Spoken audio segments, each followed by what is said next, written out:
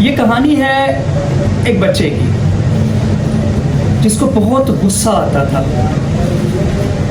उसको बात बात पर गुस्सा आ जाता था और इतना गुस्सा आता था कि उसे पता ही नहीं चलता था कि मैं किसी से क्या बोल रहा हूँ और किस से क्या बात कर रहा हूँ। उसके आसपास जितनी भी चीज़ें होती थी वो ज़मीन पर पटक देता था।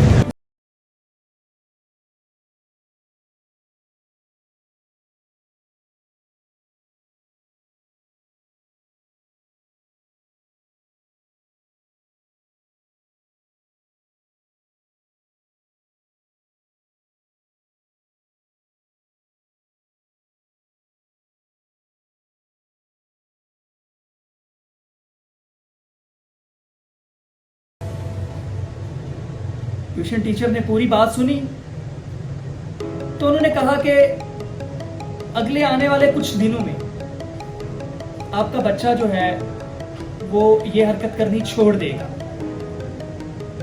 उसके पेरेंट्स जो हैं बहुत परेशान हुए कि हमने इतनी कोशिश की है, हमसे कुछ नहीं हुआ, तो अगर टीचर इतने कॉन्फिडेंस से कह रही है तो करके देख लेते हैं, कोई इशू नहीं। उन्होंने अलाउ कर दिया। दूसरे दिन जो है टीचर क्लास में आई तो उन्होंने कहा कि आज हम पढ़ाई नहीं करेंगे। स्टूडेंट बहुत खुश हुए, वो बच्चा भी बहुत खुश हुआ। उन्होंने कहा आज हमें गेम खेलेंगे। टीचर ने जो है स्टूडेंट को अपने साथ लिया और स्कूल की बैक साइड पे जो एक दीवार थी उसके पास ले गई। तो उन्होंने कहा कि आपका यही टास्क है कि आप जब भी परेशान हो या जब भी आपको गुस्सा आए और आपका दिल करे कि मैं कोई चीज़ उठा के फेंक दूँ या कुछ भी करूँ, तो आपने जो है इस दीवार में एक कील जो है वो आपने लगा देनी है, काट देनी है। बच्चे ने कहा ये कोई बड़ा टास्क नहीं है, ठीक है। उस दिन के बाद उस बच्चे ने जो है वो डेली 10 से 15 से 20 जो है वो कील जो है वो दीवार में जो है वो लगा देता था, काट देता था। उस टीचर को जो है वो उस बच्चे को बहुत मेहनत करना पड़ती है। उसने कहा कि ये काम मैं इतनी मेहनत से करता हूं, इससे कम मेहनत में मैं अपने गुस्से को कंट्रोल कर सकता हूं। उस बच्चे ने अपने गुस्से को कंट्रोल करना शुरू कर दिया। पहले दिन अगर उसने 20 कीलें गाड़ी थी, फिर 18 पे आ गया, फिर 10 पे आ गया, फिर 5 पे आ गया, और एक दिन ऐसा आया कि उस बच्चे ने उस दीवार में एक भी कील नहीं गाड़ी। मतलब उसको गुस्सा नहीं आया। तो वह बच्चा भागता हुआ अपने टीचर के पास गया और उसने सारा वाकया सुनाया कि मुझे आज गुस्सा नहीं आया, तो मैंने आज एक भी कील नहीं गाड़ी। टीचर उसके साथ आई। टीचर ने उससे बोला कि बहुत अच्छी बात है, लेकिन कहानी अभी खत्म नहीं हुई। तो बड़ा परेशान हुआ, ये कहानी अभी क्यों खत्म नहीं हुई। उसने कहा कि अब आपने ऐसा करना है कि जिस दिन आपको बिल्कुल भी गुस्सा ना आए, आपने एक कील जो है वो निकाल देनी है इस दीवार में से, जितनी भी कीलें। बच्चे ने कहा ठीक है। अब बहुत ज्यादा कीलें गड़ी हुई थी उस दीवार में, तो आहिस्ता आहिस्ता उसने शुरू कर दिया। 1 दिन, 2 दिन, 4 दिन, 5 दिन, महीना, 2 महीने बाद जो है उसने सारी कीलें निकाल दी। तो टीचर ने कहा कि जब आप ये काम करेंगे तो आपको प्राइज भी मिलेगा at the end of the game. तो वो भागता हुआ अपने टीचर के पास गया। उसने कहा कि आज मैंने सारी कीलें जो है वो निकाल दी। टीचर ने उसको एक चॉकलेट गिफ्ट की। टीचर ने उस स्टूडेंट को चॉकलेट दी और उस दीवार के पास ले गई और कहा कि इस दीवार में तुम्हें कुछ नजर आ रहा है। तो बच्चे ने कहा मैम मुझे कुछ नजर नहीं आ रहा, क्योंकि कीलें जो गाड़ी थी वो मैंने एक एक करके निकाल दी हैं और मुझे बहुत मेहनत करना पड़ी है।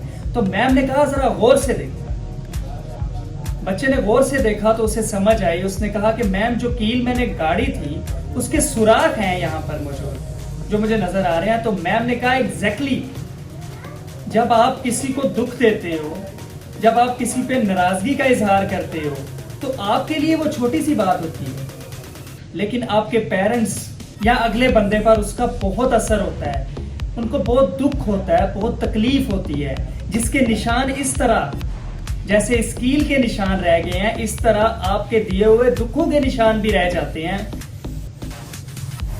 उस बच्चे को इस बात की बड़ी समझ आई और वो भागता हुआ अपने पेरेंट्स के पास गया। उसने जाकर उनसे माफी मांगी और कहा कि मैं दोबारा जिंदगी में कभी गुस्सा नहीं करूंगा। मॉरल ऑफ द स्टोरी क्या है कि जब भी आपको गुस्सा आए आप सब्र करें। अस्सलाम वालेकुम। हमारे वालिदैन, हमारे जो पेरेंट्स होते हैं, वो बहुत से कामों से हमें रोकते हैं, हमें मना करते हैं कि यार ये काम मत करो, वो काम मत करो, इस जगह पर मत जाओ, यहाँ पर मत जाओ, ये चीज़ ना खरीदो, वो चीज़ ना खरीदो। तो हमें ये सुनकर यही लगता है कि ये हमारे लिए कुछ ना कुछ गलत सोच रहे हैं, ठीक है, हमारे लिए कुछ गलत प्लान कर रहे हैं। पता नहीं हम इनकी लाइफ में इम्पोर्टेंस रखते हैं या नहीं रखते हैं। बहुत सारे हमारे दिमाग में जो है वो फितूर आते हैं, बहुत सारे हमारे ख्याल आते हैं, ठीक है। तो आज यही बात जो है एक स्टोरी में मैं आपको डिस्क्राइब करूंगा, तो जिससे हमें सीखने को बहुत कुछ मिलेगा। तो स्टोरी यही है कि एक बाप और बेटा जो है वो दोनों छत पे खड़े थे और बेटा जो था वो पतंग उड़ा रहा था, ठीक है। तो वो डोर जो थी बहुत ज्यादा थी, तो पतंग काफी ऊंचाई में जो है ना वो उड़ रही थी। तो बाप बेटा देख रहे थे, तो बेटे ने बाप से कहा कि कितनी ऊंची ये पतंग उड़ रही है, लेकिन अगर इस पतंग की जो है वो डोर यहाँ पे खत्म हो जाए या हम इसको काट दें तो ये पतंग इससे भी ज्यादा ऊंची जा सकती है। तो वालिद ने कहा बिल्कुल ऊंची जा सकती है। तो उन्होंने वो डोर वहां से ना काट दी, तो वो पतंग जहां तक उड़ रही थी उससे ऊंची जानी शुरू हो गई। ये सिर्फ एक मतलब सबक आमोज बात थी। बाप जो है वो बेटे को कुछ समझाना चाह रहा था, इसलिए उसकी हर बात पे जो है वो हाँ में हाँ मिला रहा था। तो वो ऊंची जाना शुरू होगी पतंग। कुछ देर वो वहां पे खड़ा रहे, बल्कि काफी देर वहां पे खड़े रहे बाप बेटा। तो देखा कि साथ वाली जगह पर आकर या उससे थोड़ी सी दूर जाकर वो पतंग जमीन पे गिर गई। तो बाप ने बेटे से कहा कि बेटा देखो कि एक डोर थी जो बंधी हुई थी। उस डोर की वजह से जो है पतंग एक लेवल तक उड़ रही थी। जब हमने उस डोर को खत्म किया, काट दिया, तो वो पतंग उड़ती तो रही, ऊंचाई तक भी गई, लेकिन एक टाइम ऐसा आया कि पतंग नीचे गिर गई। लेकिन जब तक वो बंधी हुई थी किसी डोर से, तब तक वो एक ही लेवल पे थी, ना नीचे आ रही थी, ना ज्यादा ऊंचाई में जा रही थी, लेकिन नीचे नहीं आ रही थी। वो उस डोर के तनासब से था। तो बेटा लाइफ भी ऐसे ही है कि आप अपने वालिदैन से, अपने रिश्तेदारों से, अपने फ्रेंड से, अपने रिलेटिव से, अपने फैमिली मेंबर से या अपने रिलेशंस, कोई भी ब्लड रिलेशन है, उसमें बंधे होते हैं आप। वो डोर आपकी लाइफ में बहुत इंपॉर्टेंस रखती है। उस डोर की आपको बड़ी जरूरत होती है अपनी लाइफ में। जब तक आप उस डोर के साथ बंधे रहते हैं, आप एक पतंग की तरह जो है एक मेंटेन हालत में रहते हैं। जब आप उससे खत्म हो जाते हैं, वो रिश्ता आप खत्म कर देते हैं, तोड़ देते हैं, उससे मुंसलिक होना बंद कर देते हैं, तब एक टाइम ऐसा आता है, उसी टाइम शायद ना होता हो, एक टाइम ऐसा आता है कि आपकी ऊंचाई जो है वो उससे निचले लेवल पे आ जाते हैं आप। तो लाइफ में कुछ ऐसे रिश्ते होते हैं जिनमें बंधना बहुत जरूरी होता है। आपके वालिदैन का रिश्ता, आपके भाई बहनों का रिश्ता, आपके जो खानदान के लोग हैं उनसे आपका रिश्ता, या कोई भी और रिलेशंस, ब्लड रिलेशंस आपके, उनसे बंधना बहुत जरूरी होता है लाइफ में। तो आपसे मिलते हैं अगली वीडियो में, तब तक के लिए अल्लाह हाफ़िज़। जी अस्सलाम वालेकुम। तो बहुत देर की बात है कि वर्ल्ड आर्ट गैलरी ने एक एग्जीबिशन जो है वो कंटेस्ट की, उसको जो है वो उन्होंने बनाया और उन्होंने कहा कि इस वर्ल्ड आर्ट गैलरी में जो है वो दुनिया जहान से पेंटिंग्स आएंगी और सबसे बेस्ट पेंटिंग्स जो है उसको तकरीबन करोड़ों में प्राइस जो है वो दिया जाएगा। एक प्राइस सेट कर दिया उन्होंने। तो वर्ल्ड आर्ट गैलरी में जो दुनिया जहां के बहुत बहुत बड़े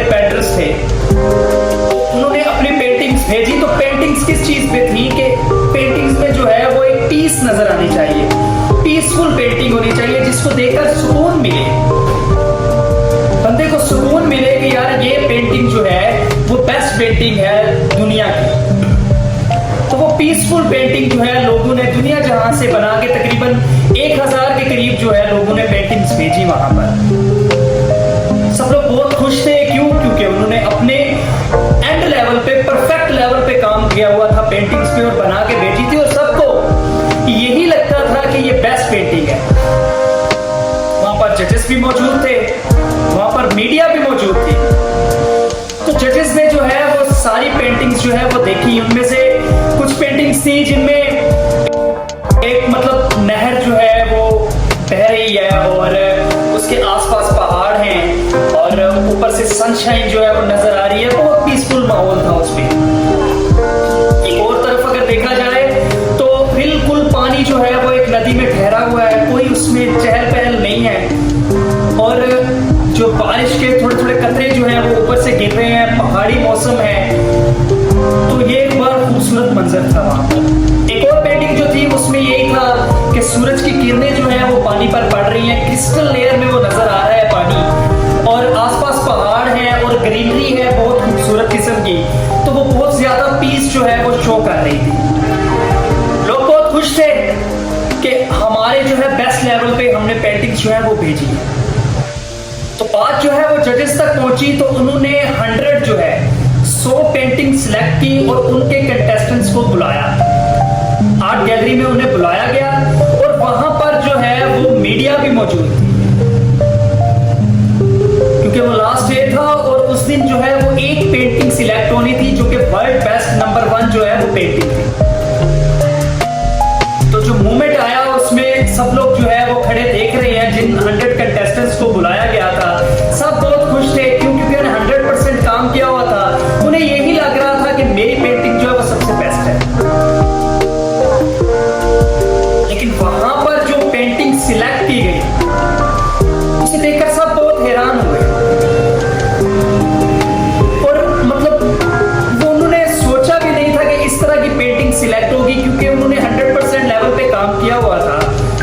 तो उन्होंने कहा कि हम लोग जो है इसके ऑनर जो है वो उससे जाकर बात करते हैं कि उनसे शायद कोई गलती हुई है, शायद कोई मिस्टेक हुई है उनसे जो उन्होंने ये पेंटिंग सिलेक्ट की है। इसमें तो कहीं भी पीस नजर नहीं आ रहा। इसमें तो ये है कि फुल तेज आंधी चल रही है, ठीक है, और जो है दरख्त जो है वो बिल्कुल मतलब लहलहा रहे हैं और बहुत ज्यादा आंधी तूफान आ गया है और वहां पर एक घर मौजूद है और वो घर भी बिल्कुल जो ऐसे ऐसे हिल रहा है और उसमें एक खिड़की मौजूद है। तो इसमें पीस कहां से है?